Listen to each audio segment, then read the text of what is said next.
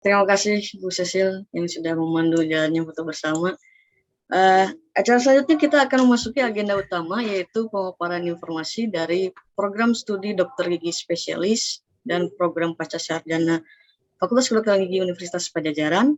Yang pertama adalah pemaparan dari program studi dokter gigi spesialis bedah mulut dan maksilofasial oleh Ketua Prodi, sekaligus diskusi dan tanya jawab oleh Profesor Dr. Harmas Yasid Yusuf, dokter gigi spesialis bedah mulut dan maksilofasial, subspesialis bedah trauma maksilofasial dan kelainan temporomandibular joint konsultan, dan Andri Hardianto, dokter gigi spesialis bedah mulut dan maksilofasial, subspesialis bedah ortognatik dan osteodistraksi konsultan, Master of Medicine of Doctor of Philosophy, yang dipandu secara langsung oleh Farah Asnili Putri, dokter gigi spesialis bedah mulut dan maksilofasial, subspesialis bedah celah oral dan maksilofasial konsultan, selaku dosen dari program studi dokter gigi spesialis bedah mulut dan maksilofasial Fakultas Kedokteran Gigi Universitas Padjadjaran. Saya sapa terlebih dahulu Dokter Farah. Selamat pagi, dokter. Halo, selamat pagi Ibu Santi. Ya, sehat ya dok ya, dan sudah siap menjadi moderator pada sesi pertama ini. Baik, untuk mengefektifkan waktu, sesi pertama ini saya serahkan kepada moderator Dr. Farah. Silakan dok. Baik, terima kasih banyak Ibu Santi. Assalamualaikum warahmatullahi wabarakatuh. Salam sejahtera, selamat pagi bagi kita semua. Hadirin sekalian, perkenalkan saya Dr. Farah. Saya staf dari Departemen Bedah Mulut dan Maksilofasial Fakultas Kedokteran Gigi Universitas Padjadjaran. Pada kesempatan pagi hari ini, saya akan memandu sesi pertama kita yang akan membahas mengenai pemaparan tentang program studi program pendidikan dokter gigi spesialis bedah mulut dan maksilofasial. Pada kesempatan pagi hari ini, kita akan diberikan materi tersebut oleh dua narasumber kita. Yang pertama adalah Profesor Dr. Gigi Harmas Yasid Yusuf, spesialis bedah mulut dan maksilofasial, konsultan trauma maksilofasial dan temporomandibular joint, selaku Kepala Departemen dan juga Ketua Program Studi PPDGS Bedah Mulut, dan juga dengan Dr. Gigi Andri Hardianto, MD, PhD, spesialis bedah mulut, konsultan bedah ortognatik dan distraksi, selaku Sekretaris Program Studi PPDGS Bedah Mulut dan Maksilofasial. Baik, sebelum kita memulai, saya akan membacakan kurikulum vitae singkat dari kedua narasumber kita. Yang pertama, Profesor Dr. Harmas Yasid Yusuf, spesialis bedah mulut konsultan. Beliau lahir di Jakarta pada tanggal 18 Juli. Saat ini pangkat dan golongannya adalah pembina utama Madya, golongan 4D. Riwayat pendidikan formal beliau, dokter gigi, dan juga spesialis bedah mulut serta doktor di Fakultas Kedokteran Gigi Unpad. Dan saat ini sejak tahun 2006, beliau adalah guru besar di Fakultas Kedokteran Gigi Unpad. Riwayat pendidikan non-formal beliau adalah Visiting Fellow di Australian Craniofacial Unit Adelaide, South Australia, Visiting Research Fellow di Department of Pathology School of Dentistry di Nagoya, Jepang, dan juga Visiting Research Fellow di Department Pathology and Department di Utrecht, Netherlands. Selamat pagi, Prof. Selamat pagi, Dr. Farah. Selamat pagi, Prof. Baik, sebelumnya saya lanjutkan dulu dengan kurikulum vitae Dr. Andri. Dr. Andri Hardianto, spesialis bedah mulut konsultan, MD, PhD.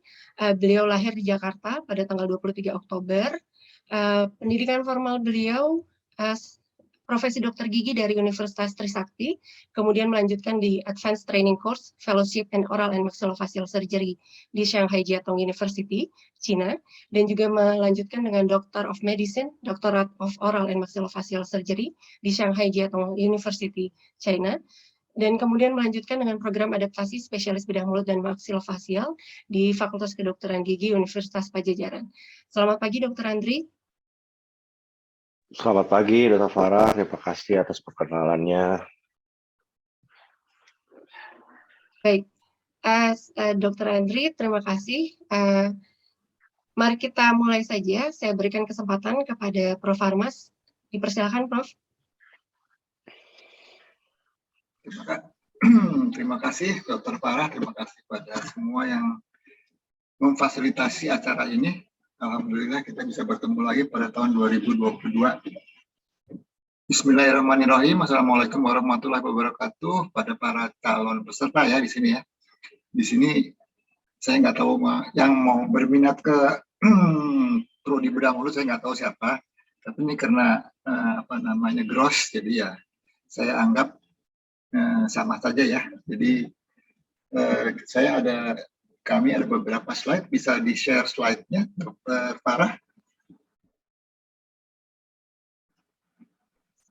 Ya, terima kasih Dr. Farah. Jadi program studi bedah mulut dan maksilofasial ini merupakan salah satu prodi yang pertama kali berdiri ya, supaya para calon peserta itu agak jelas ya. Kurang lebih tahun berapa ya, saya lupa lagi, tahun 84 lah ya berdirinya. Jadi dengan visi dan misinya itu yang seperti yang bisa dibaca ya. Jadi sesuai dengan visi dan misi daripada FKG Unpad dan Universitas Pajajaran ya, ditekankan pada pengembangan teknologi rekonstruksi deformitas ya di bidang bedah mulut dan maksilofasial yang bertaraf internasional. Ya, slide. Untuk mendapatkan visi itu melalui misi ini dan sebagainya ya, silahkan baca sendiri karena cukup banyak slide-nya. Ya, slide. Silahkan di-share slide-nya. Ya, slide. Nah, ini kurikulum. Jadi kurikulum kita itu supaya para calon peserta itu cukup jelas ya. Khususnya di prodi bedah mulut dan maksilofasial itu ada beberapa tingkatan ya. Yang pertama adalah tingkatan basic medical dan dental science. Kemudian bedah dasar didahului oleh pra bedah dasar, dan kemudian adalah bedah lanjut ya. Jadi program bedah mulut dan maksilofasial ini amat erat hubungannya dengan pendidikan bedah yang diselenggarakan oleh Fakultas Kedokteran. Jadi saya tekankan lagi, kalau misalnya Anda berminat, jadi nanti mohon dipersiapkan mentalnya karena kita itu akan dimasukkan bersama dengan trainee atau residensi dari bagian di bagian bedah lainnya ya, seperti bedah saraf, bedah ortopedi, bedah urologi dan sebagainya ya. Jadi dalam pendidikan ini nanti akan ditekankan pada yang semester 1, 2 itu adalah meliputi dalam tanda kutip adalah penyetaraan dari dokter gigi ke dokter gigi spesialis bedah mulut, kemudian melalui hal-hal ini melalui stase nanti Dr. Andri mungkin menerangkan lebih detail ya. Stase antara lain di ilmu penyakit dalam, anestesi anak, kesehatan anak, patologi klinik, patologi klinik dan sebagainya ya. Kemudian kalau Anda bisa melalui tahap persaingan tahap pertama, kita masuk ke tahap pra bedah dasar, Anda akan diikut sertakan dengan koasisten dari Fakultas Kedokteran. Ini adalah amanah daripada kolegium bedah mulut dan maksilofasial ya, di seluruh Indonesia sama ya. SKS-nya seperti ini, kita itu kurang lebih 4 tahun, jadi 8 semester ya. Itu sesuai dengan amanah daripada kolegium ya, yang dibagi atas misalnya semester 1, semester 2, semester 3, 4, 5, 6, 7, 8 ya. Jadi ini ini tim pengajarnya, silakan Anda nanti kalau sudah masuk tahu sendiri ya. Ini pada umumnya semuanya tim pengajar itu sudah memiliki kompetensi konsultan di bidang bedah mulut dan maksilofasial ya. Ya, slide. Nah, ini jenis pembelajarannya tadi yang sudah disebutkan adalah ini ya. Mini lecture, kemudian case, kemudian nanti ada keterampilan bedah sebelum masuk ke pasien, ada keterampilan di fantom, kemudian referat dan sebagainya gitu nanti Kalau Anda sudah masuk akan lebih jelas lagi ya. Ya, slide. Nah ini kurikulumnya semester 1 apa, semester 2 apa, semester 3 apa, dan sebagainya. Ya, slide. Nah ini semester 4 dan 5 dan sebagainya. Nah ini kita pada pendidikan ini kita itu rumah sakit utamanya sampai saat ini tetap di Rumah Sakit Hasan Sadikin.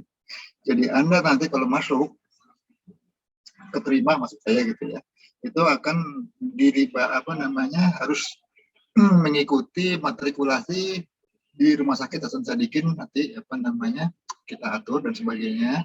Kemudian dalam perjalanannya itu ada beberapa rumah sakit jejaring yang perlu Anda ikuti, yaitu yang pertama Rumah Sakit Harapan Kita di Jakarta, Rumah Sakit Gunung Jati di Cirebon, kemudian RSGM Unpad dan sebagainya, ya, kemudian Rumah Sakit Salamun dan RSGM FKG Unpad. Tetapi kita dalam hal ini Bedah Mulut RSGM Unpad itu belum menjadi rumah sakit utama, masih jejaringnya. Nah, yang tadi 8 semester, SKS itu paling besar, ya, karena masa studinya juga paling lama, ya. Nah ini daya tampungnya sekian, ya, 10 sampai 12, bergantung daripada sarana dan prasarana, karena kita amat bergantung daripada kemampuan dari Fakultas Kedokteran pada waktu penerimaan stase di bagian masing-masing. Misalnya THT pada semester ini tidak mungkin menampung sekaligus misalnya 10, jadi dibagi 2 termin atau 3 termin dan sebagainya. Itu sangat dinamis, ya, karena mereka juga mempunyai residensi sendiri. Nah, jadi kita menitipkan residen kita ke banyak departemen di Fakultas Kedokteran, ya. Yuk, slide. Nah, ini biayanya dari tahun kemarin tidak berubah, ya. Kemudian ada pengembangan, ada dana filantropi dan sebagainya. Nanti kalau misalnya Anda sudah serius, nanti akan lebih detail lagi diterangkan oleh dekanat, ya. Slide. Nah ini beberapa yang perlu dikerjakan, requirement-nya, ya. Slide. Ini juga slide. Jadi kita ada, nanti kalau Anda sudah melewati bedah dasar, itu melalui bedah lanjut. Nah ini bedah lanjutnya itu mengerjakan 8 departemen, 8 subdivisi, divisi bedah dento-alveolar, kemudian kelainan TMJ, kemudian neoplasma dan kista, kemudian apa lagi ya? Ada 8 lah ya. Slide. Nah ini. Ya. Untuk pada masa COVID ini, Al Islam dengan Sumedang kita di pending dulu, dan ke Cina itu juga, di Shanghai itu kita pending karena COVID tidak tahu kapan berhentinya, ya. Jadi kita pending dulu. Ya, sebetulnya terutama yang di Cina ini, di Shanghai ini amat sangat membantu Anda kalau Anda sudah ke daerah, ya, karena amat sangat pesat kemajuan ilmunya di rumah sakit ini. Ya, slide. Ini persyaratannya tadi sudah disebutkan, ya. Tapi pada umumnya, selain tadi yang Ibu Wadek umur, ya, umur itu maksimum 35, ya. Kemudian, nah ini penerimaannya itu, ya, itu harus lolos. Satu adalah tadi dibilangkan oleh Wadek itu adalah DKBI, dan yang kedua tes MMPI. Ini amat mutlak di departemen di prodi kami, ya. Jadi kalau Anda tidak lulus, berarti walaupun yang nilainya bagus, mohon maaf, tidak dapat diterima. Ya, slide. Nah ini masa penjadwalannya dan sebagainya. Itu bisa di-download di Humas atau di FKG Unpad. Slide. Oh, udah habis, ya. Ya, nanti silakan berdiskusi, kita Kalau misalnya ada pertanyaan-pertanyaan yang mau ditanyakan boleh. Jadi kita itu open ya. Jadi kita tidak membedakan lagi apakah itu dari fresh graduate atau sudah tua dan sebagainya, itu kita tidak membedakan. Yang dibedakan adalah kalau Anda lulus sesuai dengan aturan, ya akan kita terima. Tapi kalau tidak, mohon maaf, tidak ya. Itu saja. Nanti mungkin ada beberapa pertanyaan yang akan dijawab oleh Dr. Andri. Dr. Andri mau memberikan masukan tambahan, silahkan. Mungkin dari saya cukup, Prof. Oke, sudah semuanya, Prof. Sudah jabarkan semua. Nanti mungkin saya akan menjawab beberapa pertanyaan jika ada pertanyaan dari para calon peserta PPDGS Bedah Mulut. Terima kasih, Prof. Ya, terima kasih Dr. Andri. Jadi terima kasih pada moderator, Dr. Farah. Baik, terima kasih banyak Prof. Harmas atas pemaparannya. Mari kita lanjutkan ke sesi diskusi. Kepada para hadirin yang ingin mengajukan pertanyaan, dipersilahkan, nanti kita akan diskusikan. Berdasarkan informasi terakhir waktu semalam, untuk yang mendaftar untuk webinar kali ini, untuk PPDGS Bedah Mulut itu yang mendaftar ada 70-an orang, Prof. Dok. Jadi dari sekian ratus yang ikut serta dalam acara webinar kali ini, ternyata yang berminat untuk melihat pemaparan dari bedah mulut ini ada 70-an lebih gitu. Baik, ini ada pertanyaan pertama dari Lailatul Mubaroh. Assalamualaikum Prof. Harmas, bila ingin mengikuti PPDGS Bedah Mulut dari tugas belajar daerah, batas umurnya berapakah? Terima kasih.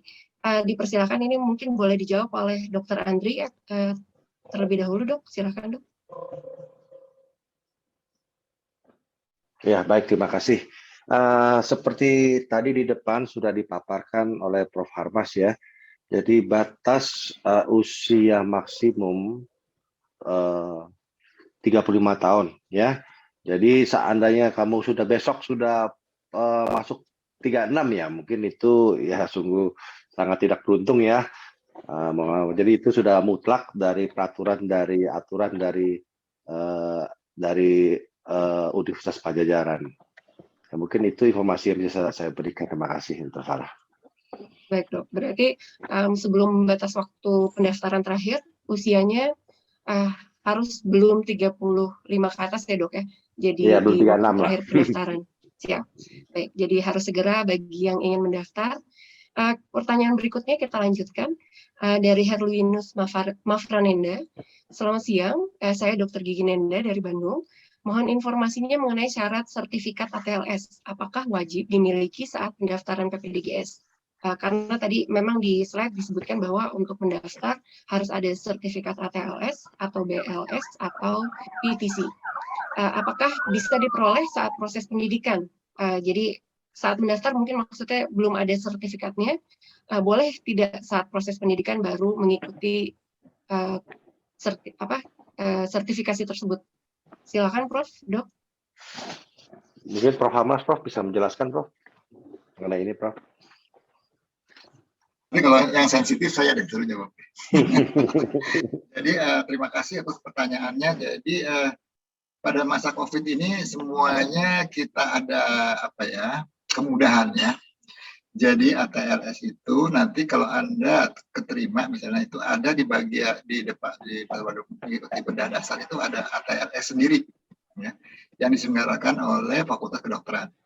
Karena kalau saya yang pahami itu ATLS itu tidak boleh dilakukan atau diikuti ya oleh dokter gigi. Mohon maaf ya. Yang diakui oleh Unpad itu adalah bukan ATLS yang dari swasta ya. Jadi misalnya nih saya kan sekarang banyak nih dari mungkin dari swasta bukan universitas swasta ya, dari program dari itu menawarkan ini sebagainya gitu. Kemudian keluarlah sertifikat ya. Itu untuk di departemen di Unpad itu tanda kutip bukannya tidak diakui, itu tidak hanya menambah nilai lah pada waktu nanti kita periksa berkas ya. Tapi nanti untuk ATLS sendiri itu jangan takut, Jadi Anda paling tidak silahkan ikut semua kursus-kursus yang berhubungan dengan bedah mulut ya. Jangan Anda menyampaikan sertifikat, mohon maaf ya, dari misalnya ikut dari apa ya, pembuatan gigi palsu atau veneer, itu nggak boleh ya. Kalau Anda sudah ingin mengikuti suatu program studi, jadi Anda harus konsekuen mengikuti semua kursus yang berhubungan dengan program studi yang Anda tuju, gitu ya. Itu saja. Jadi silahkan ya. Jadi bukan merupakan suatu persyaratan mutlak, tapi nanti karena untuk ATLS itu akan ada sendiri kalau Anda sudah keterima. Ya, terima kasih Dokter Farah. Mungkin Dokter Andri mau menambahkan, silakan. Dari saya cukup, Prof. Nanti saya berikutnya. Terima kasih, Prof. Dokter. Kita berlanjut ke pertanyaan berikutnya. Ini dari Lady Ana. Selamat pagi, Prof. Dokter. Ingin menanyakan untuk kekhususan PPDGS bedah mulut Unpad bila dibandingkan dengan PPDGS IPDG lain. Bisa dijelaskan? Ini kelebihannya apa nih, Prof? Dok, ditanya. Punya kelebihan apa tidak mungkin ya? Dokter Andri, kelebihan. Kelebihan. Kalau ada lebih pasti ada kurang lah. Lebihnya apa? Oke, begini. Dari yang memang saya selama ini saya rasakan, ya, kalau memang PPDGS bedah mulut itu, saya terasa itu, maksudnya pengetahuan kita itu memang di antara ya ilmu kedokteran gigi yang utama memang, tapi juga disupport dengan ilmu kedokteran dasar ya. Sebelum makanya kita dalam melakukan pembedahan pun juga kan harus memang didasari ilmu-ilmu kedokteran ya, istilahnya ilmu non kedokteran gigi itu memang harus kita kuatkan. Jadi bukannya promosi, mohon maaf, bukannya kita membanggakan profesi bedah mulut. Ya, jadi kalau sebagai profesi bedah mulut ya mungkin kita serasa di tengah-tengah antara dokter gigi dan dokter umum. Ya mungkin Prof ada tambahan dari saya, Prof. Dari Prof untuk mereka, Prof. Kalau dibandingkan dengan center lain, bagaimana, Dok atau Prof? Nah, itu Universitas lain. Kalau pertanyaan sensitif ke Dokter Andri aja. Jadi terima kasih pertanyaannya. Jadi kita sebaiknya jangan membandingkan ya, karena itu semuanya adalah saudara kita. Nanti kalau kita lulus itu saudara kita, ya, sejawat kita. Tapi yang saya ketahui, saya tidak membandingkan apa yang Unpad lebih bagus dan sebagainya. Dan ini akan selalu saya dan staf nanti tanyakan pada waktu penerimaan. Pertanyaan yang kamu masuk ke Unpad itu apa sih? Kenapa kamu nggak masuk ke universitas lain dan sebagainya? Jadi yang saya tidak membandingkan dengan teman. Kalau di FKG Unpad itu kita punya Cleft Center, ya, itu tempat lain juga ada ya. Yang saya tahu itu Cleft Centernya itu ada di Unhas ya, pendidikan PPDGS Unhas dia punya Cleft Center. Jadi selain Cleft Center itu kita jejaringnya cukup banyak ya. Secara banyak dan semuanya itu tanda kutip alumnus daripada BM FKG Unpad. Dan yang saya ketahui bahwa sampai saat ini ya, saya nggak tahu tahun depan atau nanti 5 tahun lagi, itu Anda bedah dasarnya itu di satu tempat ya. Coba Anda tanyakan. Di tempat lain itu bedah dasarnya bukan di satu tempat ya. Jadi kita amat sangat menjaga hubungan baik dengan Departemen Bedah FKUP RSHS. Itu kuncinya. Kalau kita tidak mempunyai hubungan baik, mungkin tanda kutip mereka juga tanda kutip dengan pengalaman-pengalaman dari sejawat dari yang lain itu, dari universitas lain itu, bedah dasarnya akan terbagi-bagi banyak ya. Saya tidak menunjukkan siapa, cuma kalau FKG Unpad itu sampai saat ini satu-satunya studi yang bedah dasarnya itu dipusatkan di satu tempat. Ya, terima kasih, Dr. Farah. Terima kasih, Prof dan Dokter atas jawabannya. Kita akan berlanjut ke pertanyaan berikutnya, tapi mungkin biar bisa lebih enak, mungkin kita dengarkan langsung dari penanyanya ya, Prof. Dok.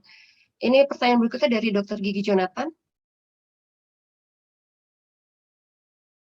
Mohon dipin panitia untuk ininya. Dokter Gigi Jonathan, apakah bisa membuka video agar bisa di spotlight, Dok? Oh, belum bisa sepertinya, Dokter Farah. Oh ya, oke, baik. Kalau gitu saya bacakan saja pertanyaannya. Untuk pendaftaran, apakah ada batas maksimal berapa kali mendaftar? Prof, silakan. Silakan Dr. Andri menjawab. Ya, dari pengalaman beberapa 10 tahun terakhir ini, memang kita tuh tidak ada batasan berapa kali daftar. Sejauh ikatan saya, ada beberapa residen kami yang sudah berulang kali mendaftar, bahkan sampai 4 kali mendaftar baru bisa berjodoh dengan kami. 4 kali mendaftar terus-menerus tanpa menyerah. Selama ini sih memang belum ada aturan tertulis maksimal pendaftaran, udah beberapa kali coba, nggak boleh ya. Semua ya sekuat kalian lah. Ini contoh teman senior-senior yang saat ini sedang program spesialis mulut ini, sudah ada yang sudah 4 kali mendaftar baru bisa berjodoh dengan kami. Ya mungkin itu yang masukan dari yang saya ketahui mengenai berapa kali mendaftar bisa maksimal, bisa masih syaratnya, ya mungkin itu sebagai informasi aja untuk Jonathan ya. Makasih. Baik, terima kasih dokter. Jadi tidak ada batasan ya dok untuk ininya ya, masih diberikan kesempatan. Kalau mungkin ada beberapa, misalnya di PPDS, di FK, kan ada yang maksimal 3 kali mendaftar, kemudian tidak boleh lagi untuk mendaftar lanjutan. Kalau di kita masih diberikan kesempatan. Baik, untuk pertanyaan selanjutnya kepada Dr. Gigi Hasrianti, apakah sudah on camera?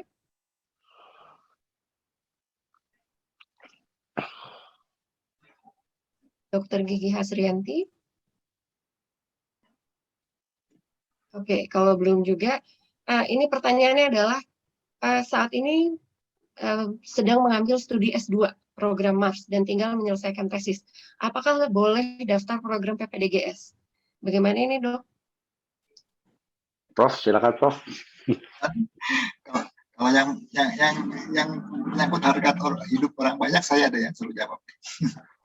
Terima kasih Dokter Hasrianti. Jadi, kalau boleh saya, sebetulnya tidak ada Anda sanggup membagi waktu, membagi pikiran, karena pendidikan kita itu di PPDGS itu, mohon maaf ya, itu harus 24 jam ya. Itu pada waktu wawancara juga nanti kita memberikan tahu. Jadi ada keluarga, bawa anak, itu silakan, mau bawa mertua juga boleh. Tapi jangan sampai mengganggu, ini pengalaman dari senior Anda gitu ya. Jadi di tengah jalan tuh mereka berhenti ya. Jadi mereka kehidupan keluarga dan sebagainya ya. Jadi tolong kalau boleh kalau misalnya sanggup silakan. Tapi kalau tidak sanggup, selesaikan saja dulu pendidikan S2-nya, ya, kemudian tahun depan kita daftar lagi, Anda daftar lagi saja gitu ya. Tapi kalau Anda sanggup, jadi takutnya nanti S2-nya tidak selesai, pendidikan PPDGS-nya, karena kita ada hierarki residensi ya, mohon maaf ya, hierarki residensi BM itu amat sangat ketat ya. Jadi kita bukan Anda harus menyembah senior, tapi Anda memang hierarki residensi kita itu tanda kutip menyerupai hierarki residensi di Departemen Bedah Umum ya. Itu saja. Terima kasih Dr. Hasrianti.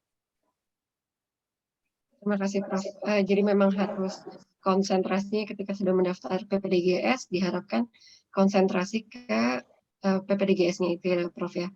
Baik, selanjutnya kita ke Dr. Gigi Angelia Geli. Apakah on cam? Iya dokter. Ya. Selamat pagi. Silakan. Selamat pagi Dr. Andri dan Dr. Farah. Perkenalkan saya Dr. Gigi Angelia. Izin bertanya Dr. Prof. Apakah ada persyaratan khusus untuk minimal berpengalaman kerja selama sekian tahun seperti itu Prof. Untuk masuk di PPDGS Bedah Mulut? Terima kasih sebelumnya. Terima kasih pertanyaannya. Silahkan Dr. Andri. Ya, baik, terima kasih Dr. Farah. Tadi maaf, dengan dokter siapa? Dokter Dita ya? Dokter Angelia. Angelia. Tadi seperti yang sudah diutarakan Prof. Hamas ya. Jadi kita ini saat ini tidak ada, maksudnya bebas, walaupun baru lulus juga ya, masih fresh graduate ya. Pokoknya syarat kami itu mudah, hanya lulus ujian saringan masuk, seluruh ujian saringan masuk. Jadi kita nggak membedakan dia PNS, dia non PNS, dia siapa ya. Selama kalian bisa melewati semua ujian saringan masuk, khususnya psikotes ya. Seandainya psikotes kalian tidak lewat, tetapi ujian tulis lewat, itu tetap kita batalkan. Jadi paling penting di situ adalah ujian psikotes ya. Tolong diingat ya. Itu walaupun ujian kalian 100, ujian tulisan kalian 100, tapi psikotes tidak lulus, kita semua nilai yang ada di depannya batal semua. Ya, jadi mohon diperhatikan ya ujian psikotes ya. Mungkin itu saja Dr. Farah dari saya. Terima kasih. Kita berlanjut ke pertanyaan selanjutnya ya, kepada Dr. Gigi Febri Giovanni.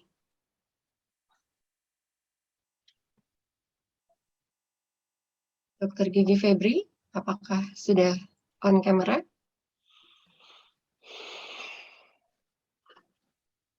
Oke, kalau belum, saya bacakan saja pertanyaannya mengenai surat-surat rekomendasi staf pengajar. Apakah staf pengajar di Universitas S1 sebelumnya diperbolehkan? Jadi, atau harus staf pengajar bedah mulut? Jadi, untuk rekomendasinya, Prof. Dok, apakah dia boleh hanya dosen saja dari universitas asalnya, atau harus spesialis bedah mulut yang memberikan rekomendasi? Silakan dokter, Prof. yang mau memberikan jawaban. Prof. Harmas bisa tolong dijawab. Terima kasih Dokter Febri. Jadi kita itu sebetulnya tidak ada di prasyarat ya, apa mau S1 dari universitas Anda atau harus dari bedah mulut Pajajaran. Tapi yang saya tekankan itu rekomendasi itu sebaiknya diberikan oleh senior itu yang mengetahui betul ya. Anda waktu di pendidikan misalnya S1 atau profesi ya. Karena kan misalnya dari universitas di satu universitas di Sumatera ya. Itu kan kami itu tidak tahu apa perilaku Anda di sana gitu ya. Kalau di Unpad kita tanda kutip udah saling mengetahui. Nah, jadi sebaiknya mau dapat dari Unpad boleh, ya, tapi sebaiknya salah satunya itu adalah referensi dari senior atau kepala departemen ataupun dekan yang mengetahui betul attitude Anda ya, karena itu attitude-nya teori keterampilan teori itu bisa dipelajari ya, insya Allah ya. Tapi kalau udah perilaku perilaku itu amat sangat susah diubah ya. Jadi kita tidak mau main-main karena kita itu berhubungan dengan tanda kutip keselamatan pasien ya. Jadi kalau perilakunya tanda kutip itu tidak memenuhi syarat, yaitu terlihat pada tes psikotes dan sebagainya. Jadi sebaiknya salah satunya dari tempat Anda dulu sekolah ya. Itu yang disarankan ya. Terima kasih. Kalau dari spesialis bedah mulut di daerah asal, Prof, kira-kira apakah perlu? Ya sebaiknya sih boleh sebetulnya karena tidak ada di persyaratannya. Tapi sebaiknya karena itu berhubungan dengan nanti pertimbangan kita. Misalnya ini ada 5 orang yang mempunyai angka sama nih ya, dipilihnya 1. Nah kita lihat baru ke arah ini orang dari mana ini asal muasalnya, baru kita menselusuri track recordnya ya. Mohon maaf kalau Anda track recordnya di daerah tanda kutip bikin kisruh aja, ya mohon maaf ya. Jadi itu off the record, itu urusan dapur kami ya. Jadi tolong boleh saja silakan referensi dari BM dari manapun, tapi sebaiknya salah satunya dari tempat Anda dulu belajar ya. Itu saja, terima kasih. Terima kasih, Prof. Kita lanjutkan ke pertanyaan berikutnya dari Dr. Gigi Nikita. On cam kah, Dr. Nikita?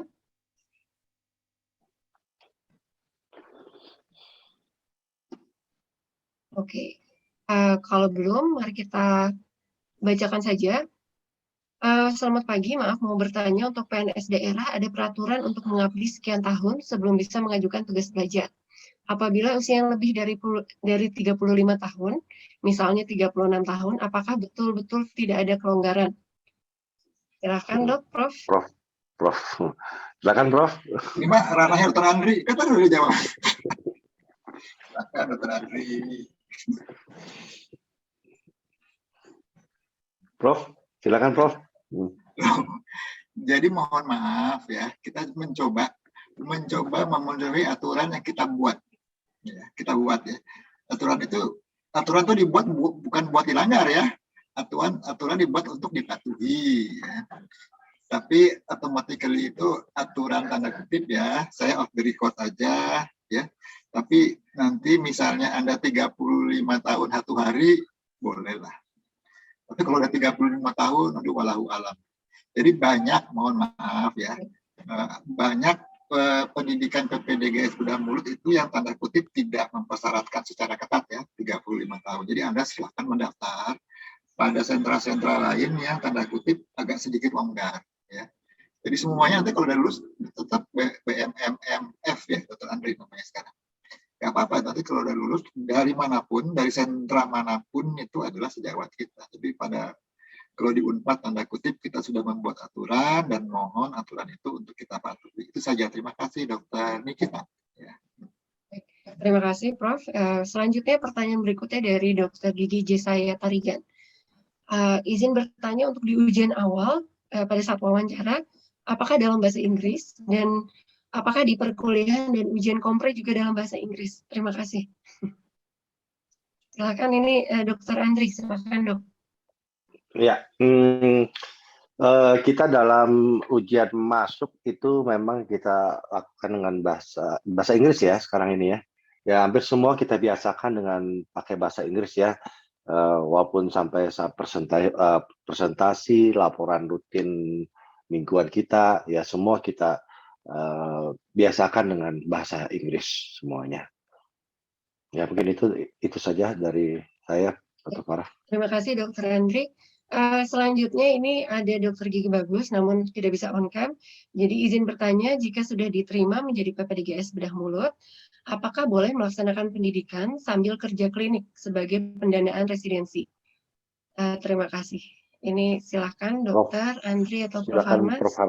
Prof. Harmas, silakan Prof. Harmas. Prof, punten masih di mute, Prof. Ya, terima kasih. Apakah boleh nyari duit gitu ya, maksudnya gitu kan, kasarnya gitu ya. Jadi pendidikan kita itu 24 jam. Ya. Nanti kalau sudah agak senior, pada pendidikan di Fakultas Kedokteran itu makin senior makin berat tugasnya. Tapi kita makin senior makin berkuranglah tugasnya ya. Jadi kalau misalnya semester 1 Anda mau nyambi, kalau Anda ada kadang-kadang, apalagi kalau yang diterimanya sedikit ya, itu jadwal jaganya itu rapat. Ya.